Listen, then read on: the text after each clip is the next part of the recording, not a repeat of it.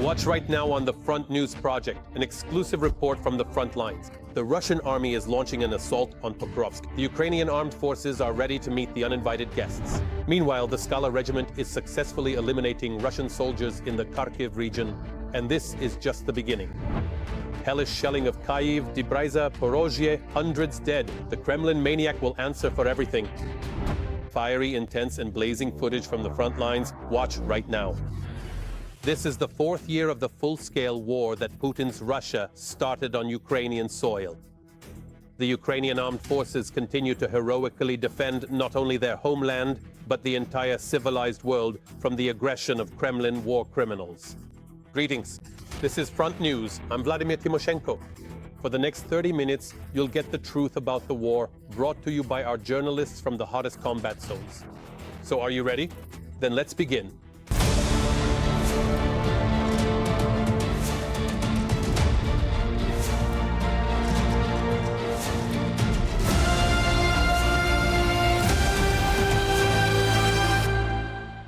And we'll start right away with the most horrifying news.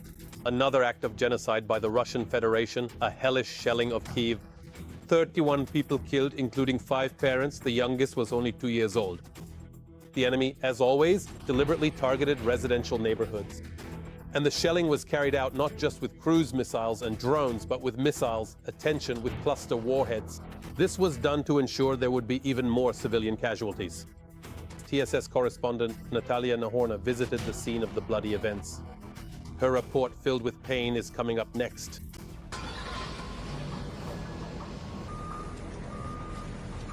This is one of the impact sites in the Sviatoshinsky district. An entire section of the building was destroyed here.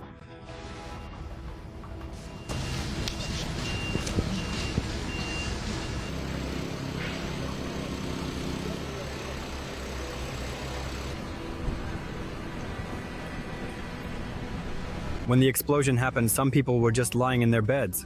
Some were in the hallways. They were buried. They simply fell and were trapped under concrete slabs. I can say one thing: the enemy missile hit directly around the 5th floor. You can see to my right the scorched leaves on the trees. This is exactly the trajectory of the missile that struck this building. A 6-year-old boy who was rescued. Doctors fought for his life for more than 2 hours. He was given all the necessary medical assistance, but unfortunately, they couldn't save him. Right now, it's a very difficult moment of waiting. There is information that a person is still alive under the rubble, and we are waiting for them to finally be rescued. You can see on the 1st floor, a man is trapped under concrete slabs. This is most likely the kitchen area, and our rescuers need to work with extreme precision. They have to cut a tunnel through this concrete.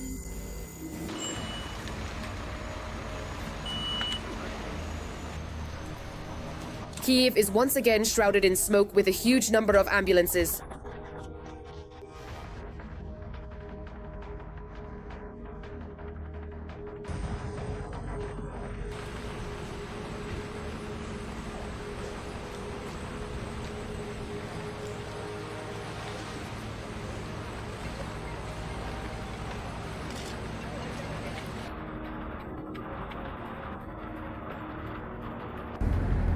Kyiv is once again in smoke. There are a huge number of ambulances here right now. This is one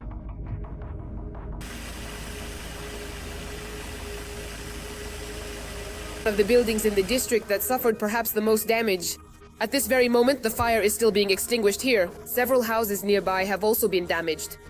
It's obvious that these are the result of missile strikes. And I want to say that this is not the first strike in this area this summer.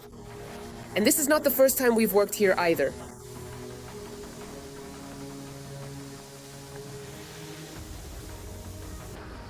This is my apartment, our apartment. It was when the blast wave hit, the windows shattered and I was injured. My daughter was also hurt. She was taken to the hospital. They're stitching up her wound.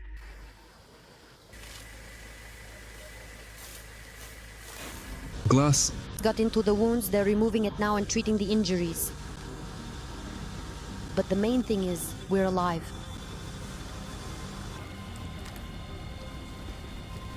Over the course of the night, the capital experienced 3 air raid alerts. First there were Shaheds, the second time missiles, and the third alert passed without any attacks.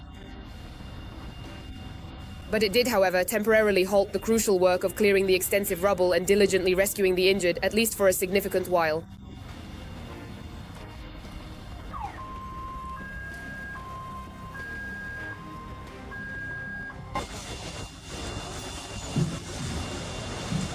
She lives with me.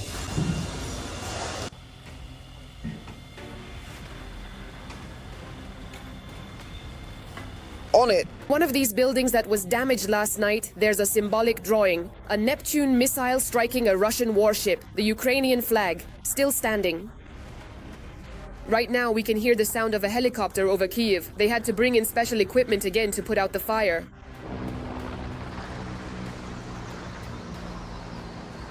This is another location that was affected in the Kamyanske district. Here, cars were also damaged, houses were damaged, and people were injured. The missile? The impact came from that precise direction, right into the very roof structure.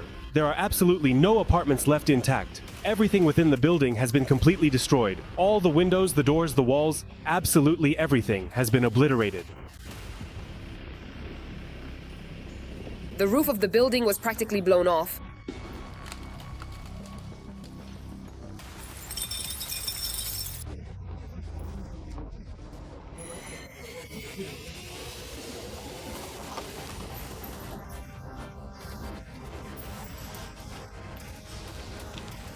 My son again. Something for the second time. What is this? Among the places that were affected, there are also medical facilities. Here, as you can see, the windows have been blown out.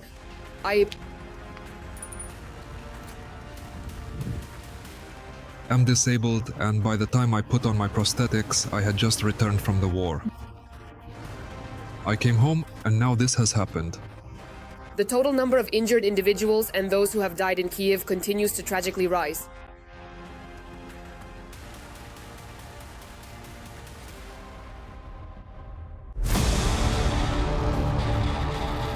And now, an analysis of the current situation. In the burning Pokrovsk direction, the enemy is attacking fiercely on the front. In the Pokrovsk direction, the invading forces attempted to break through our defenses 49 times in the areas of the settlements of Popovy Yar, Fedorivka, Novoekonomichne, Lisyivka, Zverebka, Kotlina, Dakhne, Orekovo, and towards the settlements of Baikovka, Novopavlovka, Pokrovsk, Rodinske, Krasny Liman, Novoukrainka, and Dakhna. Yes, enemy saboteurs did manage to enter Pokrovsk in the Donetsk region. It is reported that one group was eliminated near the intersection of Shevchenko and defenders of Ukraine's streets. This is not the very center, but it's also not the outskirts of Pokrovsk. The problem is that there simply aren't enough infantry in Pokrovsk right now. That's exactly why the enemy was able to get in there. By the way, this week, the Regional Military Administration announced a mandatory evacuation from Dobropilya and 9 other settlements near Pokrovsk. Meanwhile, TSS military correspondent Andriy Tsaplienko worked with drone system units and tried to find out, can robots replace people in holding the defensive line? Let's watch. A Russian FPV drone is sitting on the road waiting for its target, a Ukrainian vehicle. Our soldiers call such traps by the Russian word "zhdun," the waiter. Fortunately, the zhdun was spotted by a Ukrainian drone, and one drone destroys the other. The war of robots. This is already a reality. This is a typical situation for the defenders in the Pokrovsk area, around which the enemy is trying to create an impassable kill zone and cut off logistics. The enemy has advanced toward the center of the village of Novoekonomicheskaya, to the northeast of Mirnograd. This means that the logistical corridor along the Konstantinovka-Pokrovsk highway has already been lost, and only 2 roads remain to the strategically important city, from the direction of Pavlograd and through the village of Rodinskaya. But both are under constant artillery fire and drone strikes. The 59th Brigade is holding the defense in the Pokrovsk area. This unit of unmanned systems forces also has its own assault infantry. There are places where only ground drones are sometimes able to reach the positions. The enemy has cut off logistics in our sector. Right now, it's also very difficult to get in by armored personnel carrier or pickup truck. In our sector, robotic systems are the priority. Also, at the beginning of the year, in the Wolves Da Vinci Battalion, which became part of the 59th, they realized that ground robots allow people to survive in places where it would seem impossible to survive. This is how a wheeled drone delivers food, ammunition, and medical supplies to the guys literally right under the enemy's nose. Because the Russians are, without exaggeration, sitting in the neighboring house. Now the battalion has an entire arsenal of unmanned vehicles for different tasks. The payload capacity is a substantial 400 kilograms, and it possesses the capability to operate multiple times throughout a single night. The main task is logistics and evacuation of the wounded. To extract a single wounded person, you need at least 4 people, but with the robot, the work is easier because you don't need 4 people. This already guarantees safety for people. Another advantage is that it works faster than a group of people. Drones are also used to evacuate the dead. Here is one such mission. A group of assault troops request the evacuation of the body of a hero who died on the front line. The Termit drone is trying to evacuate him. During the evacuation, several enemy FPV drones attack the ground drone. The robot withstands the hits. If the fallen soldier's comrades had tried to carry him out, there would have been even more casualties. This guy, an NRC operator, had his own drone save his life during a logistics operation. You could say the Termit bought me my life. A Russian FPV attack starts against us. I see an FPV drone flying straight at me. People are already shouting at me, "Run!" And I hear the FPV stop before landing, turn around and fly toward the Termit. The operator whose robot covered him is only 21 years old. My advantage is UAVs and strike ground robotic systems. Strike ground robotic systems operating here, specifically in the Pokrovsk area, have successfully stopped several enemy assaults. At that moment, the enemy was conducting assault operations, and in fact, they were successful. We were engaging the enemy from a nearby grove. Our task was to destroy the enemy. During our, let's say, shift at this position, we killed 4 sappers.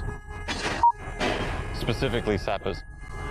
We took out 2 of them right away, pinned 2 others to the ground, and then hit them with an FPV drone. And this is a kamikaze platform. Usually it delivers an anti-tank mine one way. An experienced operator can easily drive such a machine right into the enemy's shelter. Now, just like that, boom, and detonation. But machines like these have not yet become a mass weapon. The main task for ground-based unmanned systems is logistics.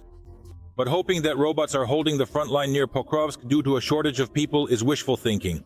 Let me be honest with you. At this stage, logistics is like a knee joint, essential for the front line. At the moment, it can't stop a sector or somehow reinforce it. Here, near Pokrovsk, the war is changing very rapidly. Drones that were effective just yesterday suddenly lose their relevance today. This primarily concerns aerial drones, says the deputy commander of the 59th. For me, this tool works well, but for a neighboring unit, 3 brigades over, it doesn't work there. Why? It's the technical conditions of the radio frequencies where the enemy is. For example, right now, that's the situation we have. Certain frequencies work. On another section of the front, they might not work. What should be done? It's a critical question, especially when sometimes only drones can stop the enemy. The deputy brigade commander's solution is simple. Let those who know their section of the front buy drones themselves. Decentralization. That is, the military unit should have the right and the available funds and say, we are ready to take responsibility to be accountable for a specific piece of equipment. In addition, the brigade command officer believes that this approach would create a chance to reduce the unjustifiably high financial appetites of some manufacturers and therefore increase the number of drones. The 10th FPV, yes, the 10th frame, exactly the same, just the 10th with a 10-kilometer spool on it. With one manufacturer, it costs 48, 47, and with another, it's 30 for exactly the same thing. I don't even know what could justify artificially raising the price like that. What technical solution could account for it? No, they are identical. From a financial standpoint, this looks like looting during wartime. In other words, people are profiting and taking advantage of the war without really thinking about the outcome, about victory, or about the limitations of our resources. The defense of Pokrovsk shows that the war is reaching a turning point. To survive it, you have to adapt quickly. And that goes for both those holding the front and those supplying the ammunition. Every voice matters. Join our community, support independent journalism and help us bring you the truth from Ukraine. Become a member of Ukraine Today. Join us now. And now we move to the Toretsk direction of the front, a bloody bacchanalia. The enemy's offensive continues here as well. In the Toretsk direction, the Russians attacked the defense forces' positions 13 times. The main offensive efforts of the occupiers were concentrated in the areas of the settlements of Toretsk, Oleksandro Shultain, Sherbinivka, Oleksandro Kalinov, and in the direction of Bila Hora and Pleshchevka. Our soldiers have already stopped 12 enemy assaults. Another battle is still ongoing. It is a day of mourning in Kamyanske in the Dnipropetrovsk region. At 2 o'clock in the morning, the Russians launched a missile strike on the city, targeting the area of the city hospital. 3 people were killed in this attack, including a pregnant woman. Her name was Diana, and she was only 23 years old. She was expecting the birth of her son. All the details of this horror. Watch the following report by TSN correspondent Olha Pavlovska. On the steps of the maternity hospital, where every day they welcomed new life, there is blood. As a result of the night attack on the city, 23-year-old Diana was killed. She was in the hospital, waiting for the birth of her son. Another pregnant woman was injured. Doctors are fighting for the woman's life. Ballistic strikes hit the city at night. The occupiers targeted missiles at the center of Kamyanske. The explosions occurred almost immediately after the air raid alert. The medical facility was completely destroyed. Just a few hours before the strike, a boy was born here. 9 newborns and their mothers managed to be taken to shelter in time. Thank God, neither the mothers nor the babies were hurt. By some miracle, everything was gathered together and we acted quickly. They didn't even notice how we ended up in a safe place. Of course, they were frightened. Medical staff who were saving patients and keeping their lives out of danger were injured. With bandaged wounds, they are clearing out the destroyed wards and delivery rooms. I have a minor injury, but everything will be fine.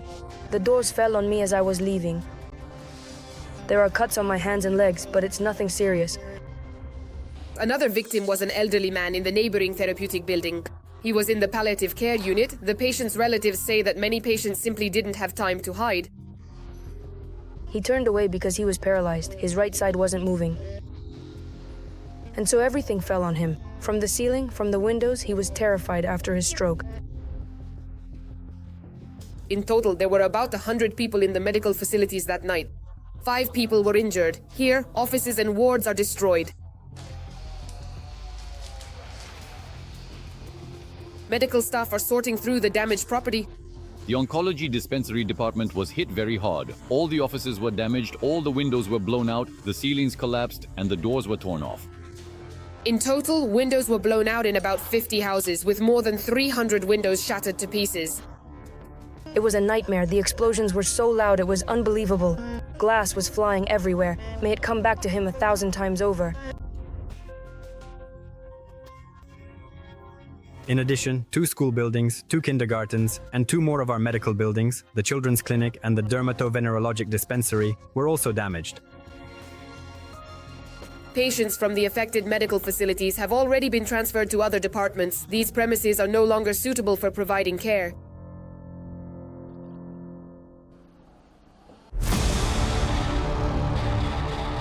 And now, an analysis of the current situation on the Kupiansk and Lyman fronts. The Russian world continues to destroy, kill, and maim here as well. On the Kupiansk front, the enemy carried out 5 offensive actions against the positions of our defenders in the areas of the settlements of Kondrashivka, Zaporizhzhia, and towards Kupiansk. On the Lyman front, over the course of the day, Russian invaders attacked Ukrainian positions 18 times near the settlements of Karpivka, Novye Mir, Redkodub, and Ampolivka, as well as towards the settlements of Dronivka, Shandriholova, Olhivka, and Yampil. Yes, the occupiers have managed to advance on the Zaporizhzhia and Donetsk fronts, but at the same time, the Skala regiment is successfully eliminating Russian soldiers in the Kharkiv region. More details about these and other events from the front lines of the Russian-Ukrainian war are in our review. The fighters of the Skala regiment carried out a successful assault operation near the village of Milov in the Kharkiv region. Ukrainian infantry units conducted a sweep of the area, actively supported by drones. With the help of drones, about 10 occupiers were eliminated. They didn't even realize they were being hunted. And here are the shots of the Special Operations Forces at work in the northern Slobozhanska direction. As a result of the operation, Ukrainian fighters eliminated 7 Russian soldiers. In the end, only 1 Ukrainian soldier was wounded. In Russian public forums, people are complaining that the Ukrainian armed forces are achieving significant success in the Sumy direction and that something needs to be done. In the Kursk region, the Ukrainian armed forces continue to push deeper into our territory from Novi Put. Yesterday, they covered more than half the distance to Bukhovka, but we did not allow them to gain a foothold. In the Sumy region, our Marines crossed the border and approached Novokonstantinovka. At the same time, the Ukrainian armed forces counterattacked near Andreevka and are still holding territory north of the village that was captured during last week's offensive. The situation is much more alarming in the Donetsk region, in the area around Pokrovsk. Reuters reports that Russian forces have broken through the defenses of Pokrovsk and have entered the city for the first time. Over the past several months, Ukraine has eliminated 1,000 Russian soldiers in the area of the frontline city of Pokrovsk, using small drones equipped with bombs to tie down numerically superior forces. However, Russian troops are now gradually advancing in their summer offensive, during which they have probed for weak spots in Ukraine's defenses, and last week some Russian soldiers entered the city for the first time. Ukrainian military officials are warning of the risk of encirclement near Pokrovsk and Myrnograd. Over the past 3 months, the Russian salient along the Pokrovsk-Kostiantinivka highway has extended more than 10 kilometers, and it now forms the eastern pincer aiming to encircle 2 important cities at once, Pokrovsk and Myrnograd. At least 3 brigades are known to be in potentially precarious positions. We risk losing the people who have been holding back the enemy for almost a year in this direction. We fear that everything could end up like it did in Vuhledar and Avdiivka, when we held on until the very last moment and as a result lost both the cities and the people. And that's a bad scenario. Perhaps public outcry might help, at least partially. Right now, Russia's top priority is the Donetsk region. The enemy is active around Pokrovsk and is trying to gain a foothold in the Dnipropetrovsk region. The goal is clear. It's a military propaganda objective, or rather more of an informational propaganda objective, to show that Russia is advancing, that Russian aggression is spreading to yet another region. According to the analytical project Deep State, the occupying forces have also made minor advances not only in the Donetsk region. Russia has advanced near Tymarivka, on the border of the Dnipropetrovsk region. Russian advances have been recorded near the village of Malivka, and often such advances turn out to be propaganda moves. And according to Deep State, Russian soldiers are being promised paid leave if they take a photo with the Russian flag in the rear of the Ukrainian armed forces. In most cases, this is simply a publicity stunt. This is confirmed both by the testimonies of prisoners and by intercepted radio communications. They are promised paid leave if they manage to sneak unnoticed into a settlement and raise the flag of Pitkstan. For example, this was the case with Malievka in the Dnipropetrovsk region. The task was set as infiltrating the area past the positions of the defense forces, then entering the village and raising the flag. After that, they pull back and go on leave. In most such cases, Russian soldiers don't get any leave and die pointless deaths, while official media report the occupation of yet another settlement on credit.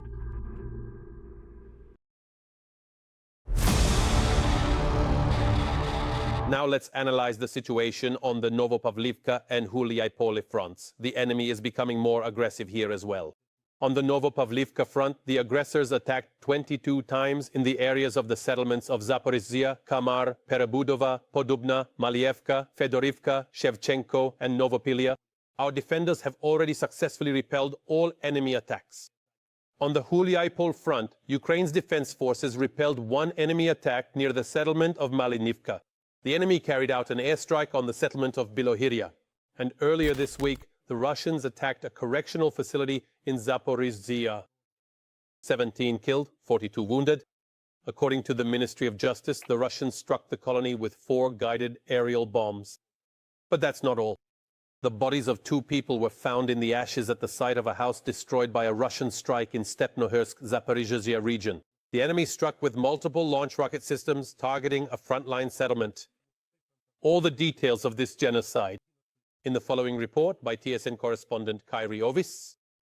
The Russians dropped 8 aerial bombs on one of the villages in the Zaporizhzhia district. The occupiers targeted the correctional facility as well as local residents' homes. Everything has been completely destroyed. The greatest destruction was inflicted on the Bilinkivska correctional colony. The Ministry of Justice noted that the Russians struck there with 4 aerial bombs. 17 inmates were killed on the spot. More than 40 others were injured. They required hospitalization. Some of them are in serious condition, and doctors are fighting for their lives. Another 50 people sustained minor injuries and were given assistance on the spot. 2 bombs hit the inmates' dining hall. One struck directly at the inmates' living quarters, where the highest number of casualties occurred. It was a hellish night, say the residents of Bilinkove. The Russian terrorists also targeted private homes with aerial bombs. Galina still can't recover from the shock. With tears in her eyes, she shows the destroyed house to the news crew. If I hadn't gone into the kitchen, of course I would have been hurt. The glass would have shattered on me, maybe even my heart would have given out. I don't know. It hit so hard over there. It was a nightmare, a destroyed house. How is this even possible? A Russian aerial bomb landed right in Nadezhda's garden. The woman and her husband moved from their frontline village to their children in Zaporizhzhia, and she learned from neighbors that her house had been destroyed. She said that over the weekend they managed to take the refrigerators and washing machine out of the house. The only thing they didn't manage was to wait for the harvest in the garden. There were tomatoes, girls, there were so many. Cucumbers and carrots had just started to appear, and this is all that's left. Everything burned down, only ashes remain. And what do you plan to do with the house now? What can I do with it? Let another one hit and destroy it completely. What can I do? I don't have the money to rebuild it. People are sweeping up the debris, and the strikes were so powerful that about 100 houses and social infrastructure buildings in the village were damaged. They came in pairs. There were a lot of them. The first two strikes were so loud that the houses even shook. Windows and doors were blown out. And we also have damaged windows and doors in the educational institutions. That's the Belenkovsky Lyceum and Leader and the Devozvid Kindergarten. Also, 7 windows were damaged in the hospitals and 3 apartment buildings. An attack like this is a first. Really, this was the first time. We still don't know the total number of damaged houses because reports keep coming in. Due to difficulties with communication, people are being asked to send SMS messages to my phone number or to the village council's phone number. At the moment, a special commission is working to document the damage. Charitable organizations have already arrived in the village to provide assistance to those affected, including distributing plastic sheeting and plywood so people can cover their windows and roofs.